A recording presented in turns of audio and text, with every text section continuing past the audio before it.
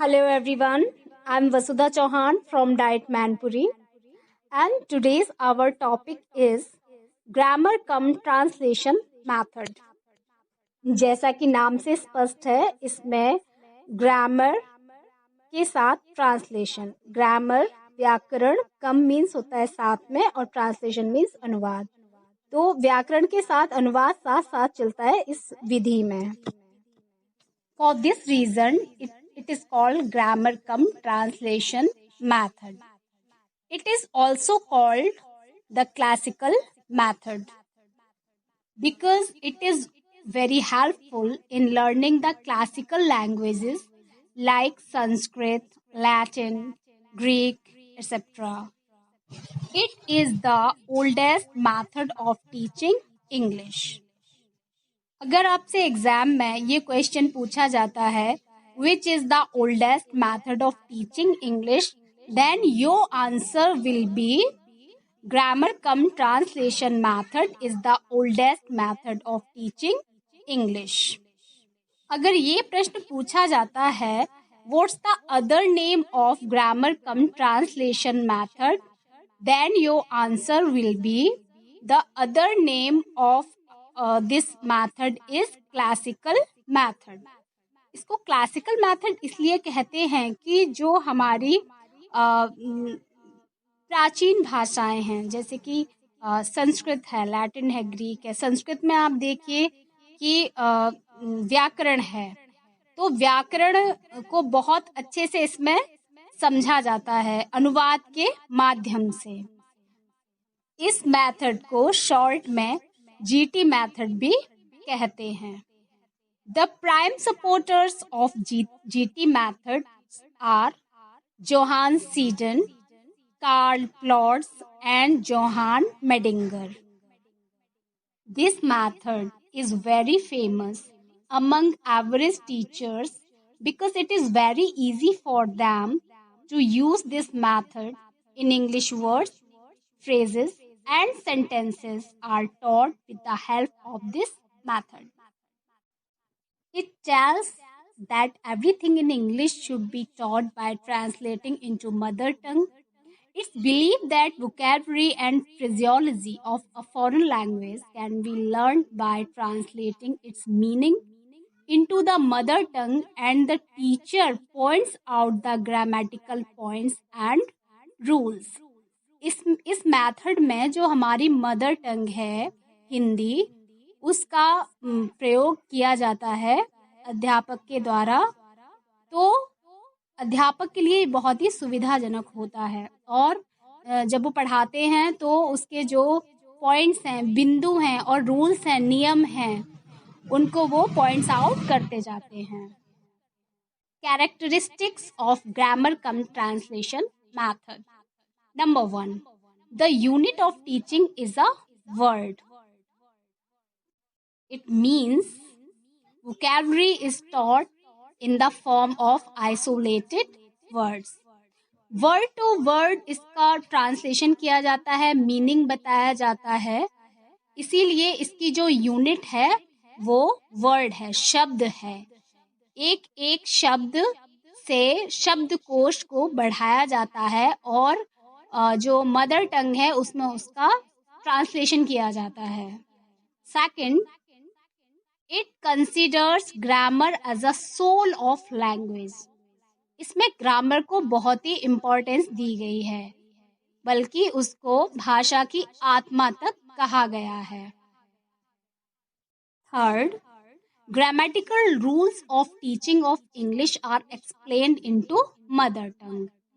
जो व्याकरण के नियम होते हैं उनको मातृभाषा में उनकी व्याख्या की जाती है जिससे कि विद्यार्थियों को समझने में आसानी होती है। Next, grammar is taught deductively. It means rules first and then example. Grammar cum translation method में पहले रूल्स बताए जाते हैं और फिर उनके एग्जाम्पल दिए जाते हैं। फॉर एग्जाम्पल, अगर किसी बच्चे को नाउन बताना है, सिखाना है, तो सबसे पहले उसकी डेफिनेशन बताएंगे, फिर एग्जाम्पल देंगे। इसलिए रूल्स फर्स्ट देन एग्जाम्पल। तो ये डिडक्टिव वे में इसकी स्टडी होती है। Next, reading and writing are the major focus in this method. In my previous video, I told you about 4 skills of language. LSRW: listening, speaking, reading and writing. लेकिन इस method में क्या है, reading and writing जो हमारी ये 2 skills हैं, इन पे बहुत ज़्यादा फोकस किया जाता है।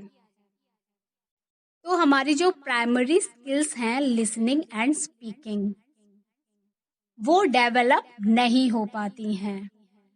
ये इसका वीक पॉइंट है। Next, this method is very useful and effective for learner. ये मेथड स्टूडेंट्स के लिए बहुत ही प्रभावी होता है। उसका कारण ये है कि इसमें जो मदर टंग है उसको साथ साथ लेके चलते हैं सेकंड लैंग्वेज के साथ। Second language means English. English is treated as a second language.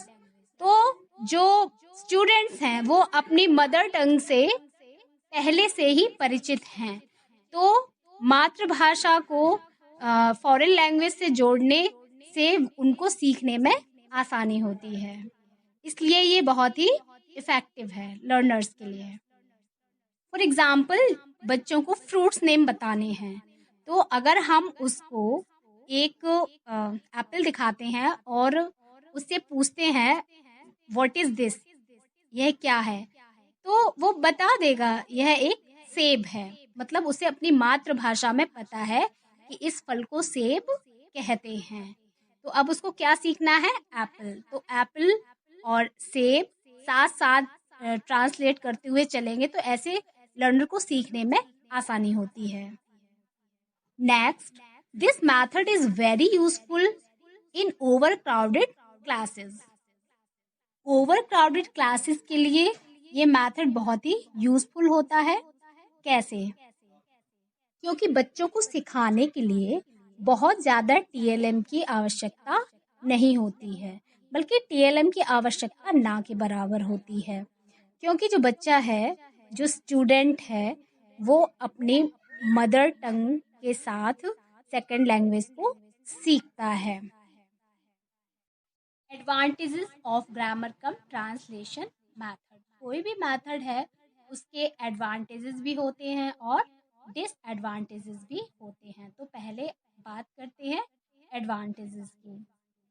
Number 1, the teacher does not require to speak good English. सबसे बड़ा एडवांटेज इसमें टीचर के लिए ही है कि ये कोई ज़रूरी नहीं है कि उसकी जो इंग्लिश है, जो सेकंड लैंग्वेज है, उसमें बहुत अच्छी पकड़ हो या बहुत अच्छी हो। ये उसका एक एडवांटेज है। मतलब एक एवरेज टीचर जो है वो भी इस मेथड को बहुत पसंद करता है, क्योंकि इस मेथड के माध्यम से वो बहुत अच्छे से स्टूडेंट्स को समझा सकता है। Next, the instruction material is the text book. जो बुक होती है, text book is played a very important role in this method.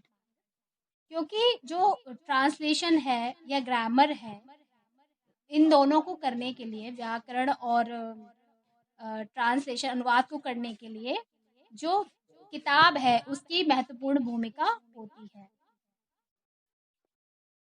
क्योंकि स्टूडेंट उसी के माध्यम से अनुवाद करना सीखते हैं और ग्रामर सीखते हैं।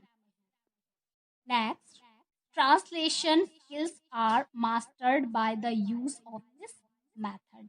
ऐसा माना जाता है कि जब हम कोई फॉरेन लैंग्वेज सीखते हैं तो उसमें अनुवाद जो होता है वो बहुत महत्वपूर्ण होता है। तो इसमें वर्ड टू वर्ड से ट्रांसलेशन करते हैं, जिससे कि जो फॉरेन लैंग्वेज है उस पे हमारी पकड़ बहुत अच्छी होती है। स्टूडेंट की जो पहुंच है वो बहुत अच्छी होती है।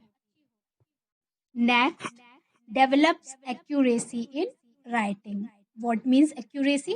एक्यूरेसी मीन्स होता है शुद्धता, ऑफ फ्लुएंसी मीन्स प्रवाह। तो अगर आपसे ये पूछा जाए कि किसी भी लैंग्वेज के लिए पहले एक्यूरेसी आनी चाहिए या फ्लुएंसी आनी चाहिए, है ना, तो इसके हिसाब से, इस मेथड के हिसाब से तो इसमें जो एक्यूरेसी होती है उसमें जो स्टूडेंट है वो मास्टर हो जाता है, क्योंकि वो हमारी स्किल्स हैं उनको फॉलो करता है। लेकिन ये पुरानी मान्यता है, क्योंकि ये मेथड भी पुराना है। अगर आज की बात की जाए तो ये माना जाता है कि फ्लुएंसी पहले आनी चाहिए और बाद में एक्यूरेसी, क्योंकि अगर एक्यूरेसी के चक्कर में पड़ जाएंगे तो फ्लुएंसी नहीं आ पाएगी। अगर स्टूडेंट ये सोचेगा कि कहीं हम बोलें, हम जो हमारी फॉरेन लैंग्वेज है उसमें अगर हम बात करें, कहीं ऐसा ना हो कि उसमें ग्रामेटिकल मिस्टेक हो जाए, गलती हो जाए, तो उस हेजिटेशन में वो बोल नहीं पाएगा। तो एक्यूरेसी पहले आनी चाहिए और फ्लुएंसी बाद में। Next, very useful in developing skills of reading and comprehension. जो स्किल होती है, रीडिंग स्किल होती है, वो बहुत ही रिच हो जाती है, क्योंकि वो प्रैक्टिस में आ जाती है और उसका चूंकि अनुवाद भी चलता है वर्ड टू वर्ड, तो स्टूडेंट है वो उस जो कॉम्प्रिहेंशन का अगर शाब्दिक अर्थ कहें तो समझना ही होता है। तो जैसे कि हिंदी इनटू इंग्लिश ट्रांसलेशन है और इंग्लिश इनटू हिंदी ट्रांसलेशन है, तो स्टूडेंट्स जो हैं वो आराम से कर लेते हैं। Number 1, vocabulary taught in isolation means word to word पढ़ाया जाता है, तो ये उसका डिसएडवांटेज है। सपोज कोई सेंटेंस है, तो वो सेंटेंस, इसमें क्या होता है, पहले पार्ट्स ऑफ स्पीच को अच्छे से डिस्क्राइब किया जाता है, फिर जो रूल्स होते हैं ग्रामर के, तो वो जो सेंटेंस है उसमें एक एक जो वर्ड है ना, उसको पढ़ाया जाता है। तो बहुत सारे ग्रामर के रूल्स, बहुत सारी वोकैब, तो ये कैसा हो जाता है, नीरस हो जाता है वातावरण। Next, not much attention is given to speaking and pronunciation. इस मेथड में स्पीकिंग और जो लिसनिंग है या प्रोनाउंसिएशन है उस पर बहुत ज़्यादा ध्यान नहीं दिया जाता है, क्योंकि ये मेथड जो है वो टीचर सेंटर्ड है। इसमें टीचर है वो तो एक्टिव रहता है और जो स्टूडेंट्स हैं वो पैसिव लिसनर्स होते हैं, क्योंकि जो रूल्स हैं वो भी टीचर ही बताएंगे, एग्जाम्पल भी मोस्टली वही देते हैं। तो स्टूडेंट्स हैं उनको कम्युनिकेट करने का, उनको कम्युनिकेशन का जो मौका है वो नहीं मिल पाता है। इसी और स्पीकिंग भी नहीं होती है, आपस में कम्युनिकेशन नहीं होगा तो स्पीकिंग नहीं होगी, तो ये इसका एक और डिसएडवांटेज है। Next, learning of language begins with LSRW, but in grammar translation method language learning begins with reading, क्योंकि इस मेथड में किस पे ज्यादा फोकस किया जाता है, रीडिंग एंड राइटिंग।